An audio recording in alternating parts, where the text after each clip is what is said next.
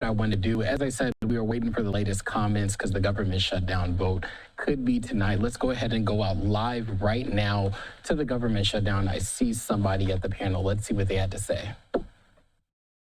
Reductions in the air traffic controller workforce.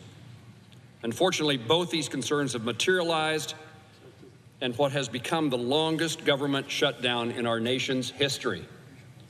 With 2,300 cancellations and counting today, Sunday, we will go down as one of the worst days in air travel.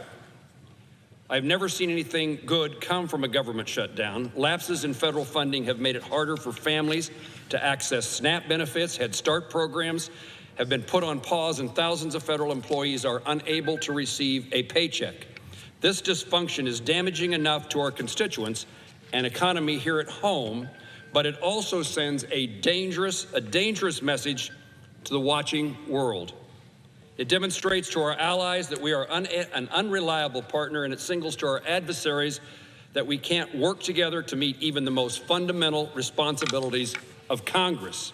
As this shutdown continues, I want to particularly focus on the impact of this lapse funding is having on the aviation industry.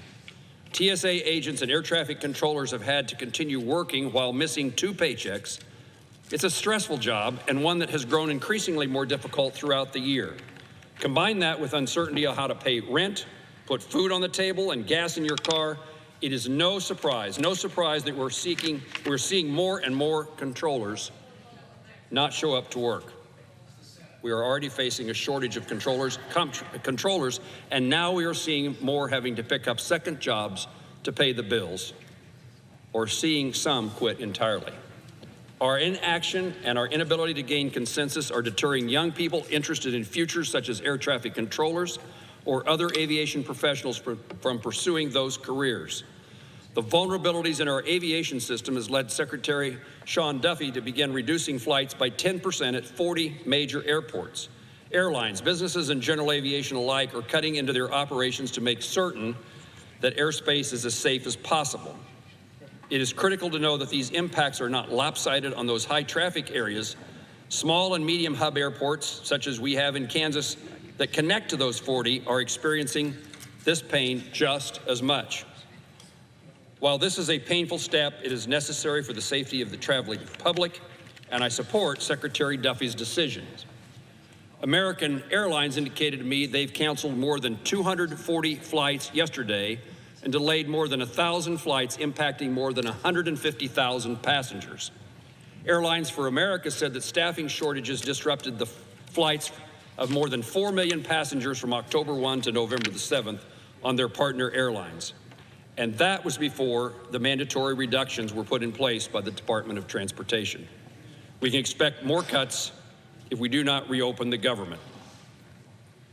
We saw how fragile our air system is, and it's the reason I highlight aviation and the consequences of the shutdown tonight. We saw how fragile our air system is earlier this year when a series of failures led to a mid-air collision on January the 29th, which claimed the lives of 67, including those of Kansas. That accident forced Congress and our nation to reckon with an issue that has plagued us for decades. Why have we not effectively modernized our airspace system?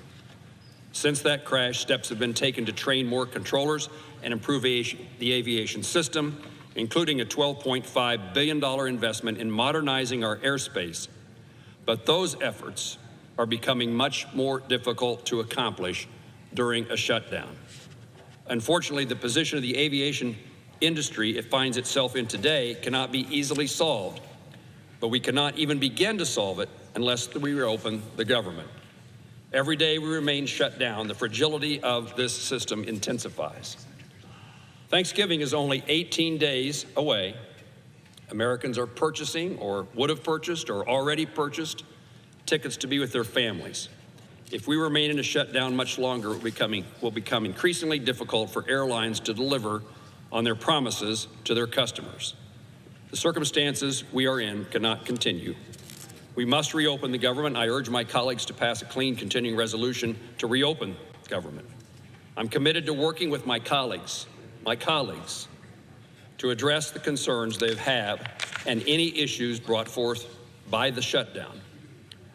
We must return to regular order, advance a clean CR and these 3 appropriation bills, and then consider further appropriations and these issues so that many of us care so deeply about. Our constituents and our nation depend upon us to do so.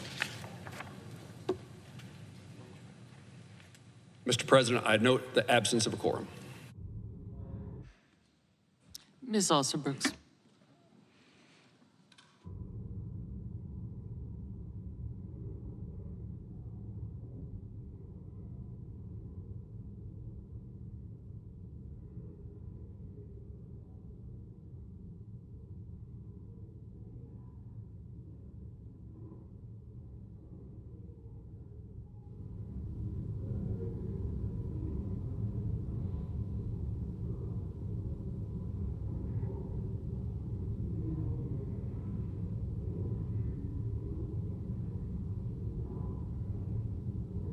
Make that.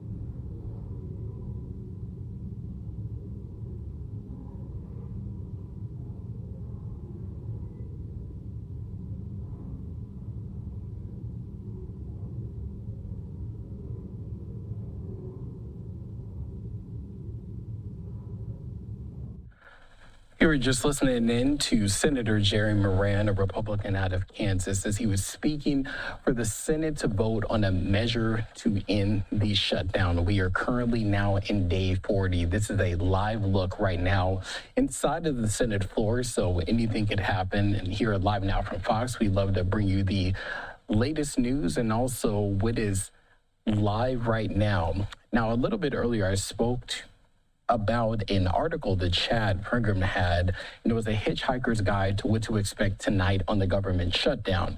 This article is up on Fox News right now, saying that the Senate is moving toward a test vote tonight to break the filibuster on a new GOP spending plan. This test vote is not to be underestimated. If the Senate breaks a filibuster on the test vote tonight, it's likely the government shutdown is just a few days from ending. And as I said before, this is a live look right now at the Senate floor that you're looking at. And also, the article had to say sometime between 8 and 10 p.m. Eastern, the Senate will take a test vote to break the filibuster on the revised GOP spending package. The revised bill reopens the government through at least January 30th. That buys lawmakers time to work on individual spending bills. However, the package includes full spending bills until next fall for the Department of Agriculture, veterans, and military construction programs, plus Congress as well. It's about math. 60 yeas are needed to break the filibuster. Republicans believe they can group Democrats to side with them for at least a break in the filibuster. So we're taking a look right now. I'll stick with this just for a little bit longer because I do not want to miss something important going. Let's go ahead and take a listen in.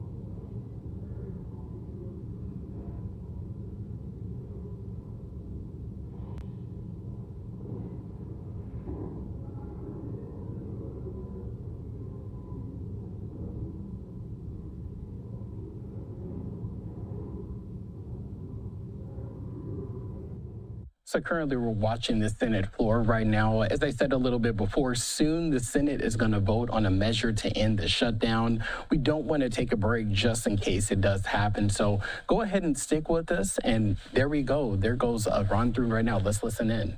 Speak for up to 5 minutes each. Senator Collins, Senator Schumer, Senator Sanders, and me. Without objection. Thank you, Mr. President. Mr. President. Senator from Maine. Mr. President, today the Senate Appropriations Committee advanced legislation to reopen government immediately, funding vital programs and resuming pay for federal workers who, for the last 40 days, have had to live with the stress of missed paychecks and not knowing when they would be paid.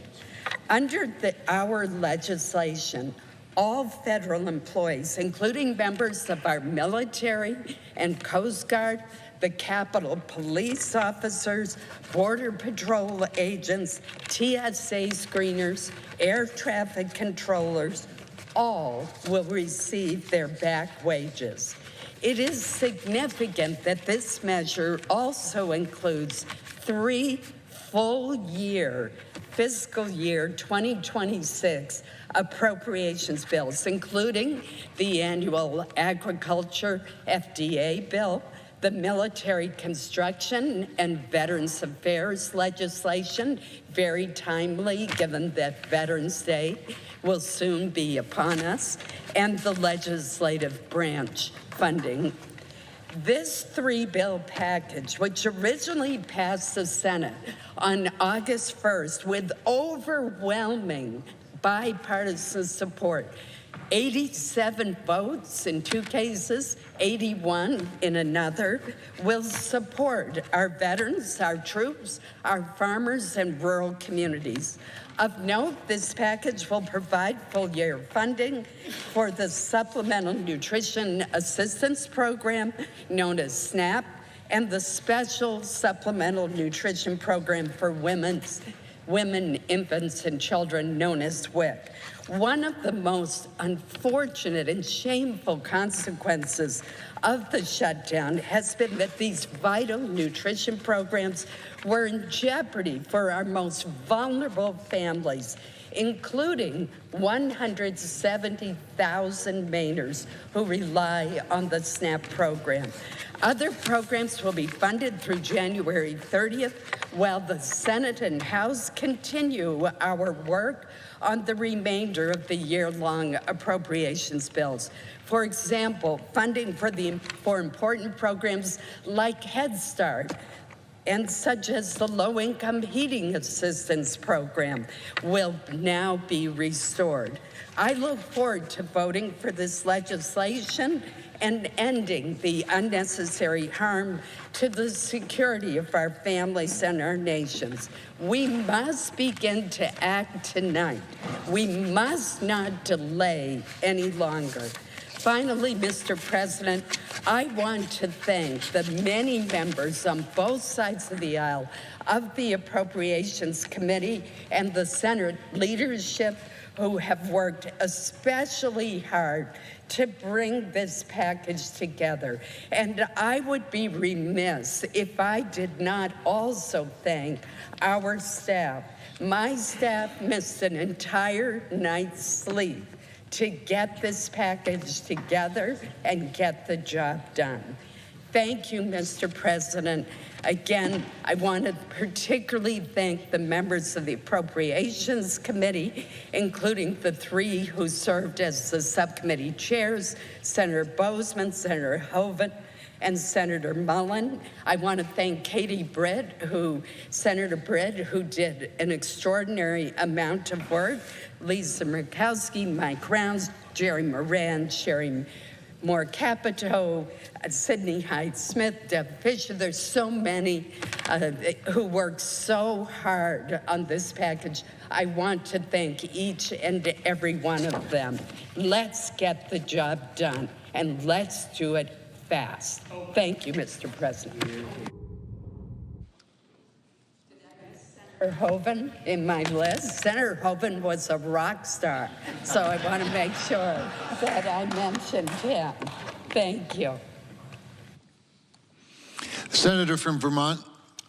I understand that the way the process has been developed, it is impossible to delay the votes that are going to take place. And if that were not the case, that is certainly what I would do, because I think it is important that the American people fully understand what is being voted on today. Everybody in America knows that our current healthcare system is broken, it is dysfunctional, it is cruel, it is by far the most expensive healthcare system in the world, and the only healthcare system of any major country that does not guarantee healthcare to all people as a human right, covering every man, woman, and child. We are unique in that respect. And yet tonight, what this Senate is about to do is make a horrific situation even worse.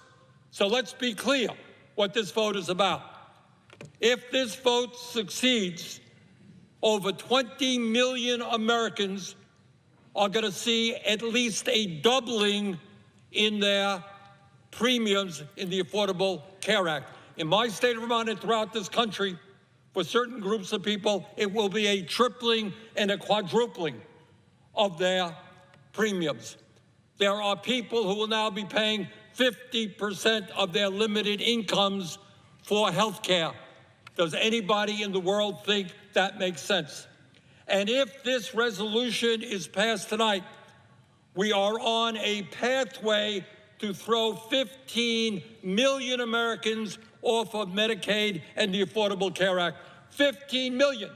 Our job is to create universal health care, guarantee health care to every man, woman, and child, not throw 15 million people off the health care they have, low-income and working-class people.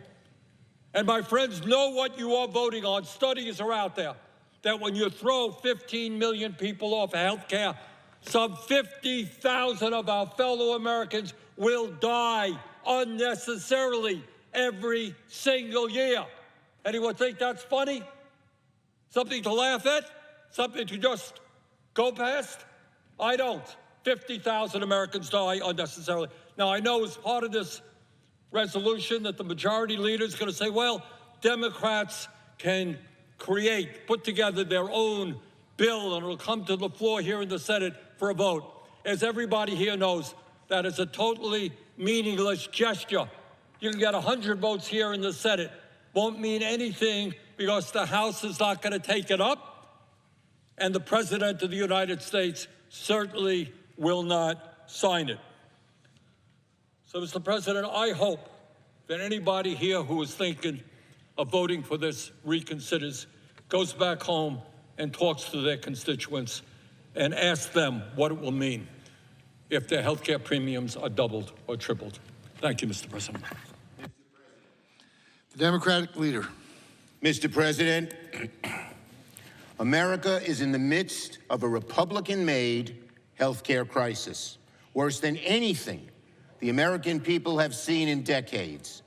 Republicans have spent the past 10 months dismantling the health care system, skyrocketing costs, and making every day harder for American families.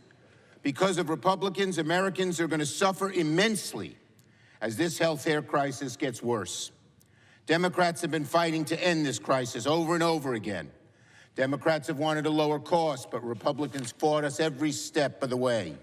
We gave Republicans not one, not two, but 3 chances this year to extend the ACA premium tax credits. Republicans said no every time. On Friday, we offered Republicans a compromise, a proposal that would extend the ACA tax credits for a year and open up the government at the same time. They once again said no. And when they said no on our compromise, they showed that they are against any health care reform. Instead, they passed the biggest health care cuts in our nation's history just to give tax breaks to billionaires. And even then, they weren't satisfied with merely closing hospitals and community health clinics. They callously did nothing to deal with the looming crisis of ACA credits. Premiums will spike by thousands of dollars a month. Millions will lose insurance. Democrats have sounded the alarm. We have demanded for months to meet with the Republican leadership. But Republican leaders refuse to even discuss the issue, let alone negotiate it. We've asked them to meet in the summer and throughout the shutdown. To this day, Republicans still say no. We asked President Trump to step in and meet with us to deliver lower health care for Americans, and instead, Donald Trump has taken the American people hostage, from cutting off food aid to hungry families and vets and seniors and kids, to manufacturing flight cancellations, to cutting off home heating aid, while he builds a billion-dollar ballroom with gold-plated toilets. Therefore, I must vote no. This health care crisis is so severe, so urgent, so devastating for families back home that I cannot in good faith support this CR that fails to address the health care crisis. But let me be clear, however this vote turns out, this fight will and must continue. Democrats must fight because of millions of families will lose health care coverage. We must fight because children who are dying of cancer will not get health care coverage. We must fight because a senior citizen cannot afford to pay $25,000 a year just for health insurance. We must fight to keep millions from financial ruin. And make no mistake about it, the American people know who is inflicting this health care trauma on them: Donald Trump and the Republicans. Americans will remember Republican intransigence every time they make a sky-high payment on health insurance. So we are going to fight legislatively, fight back home, fight in the courts, and bring this fight in the elections. Health care costs made a major impact on the 2025 election, and they will certainly have an even greater impact on the 2026 election. So in conclusion, the contrast between the two parties is crystal clear. Republicans are the party hell-bent on taking people's health care away, all to bow to the billionaire elite and special interests. Democrats are united as the party of lower health care costs and improving our health care system. We will not give up this fight. We will deliver for the American people. I yield the floor.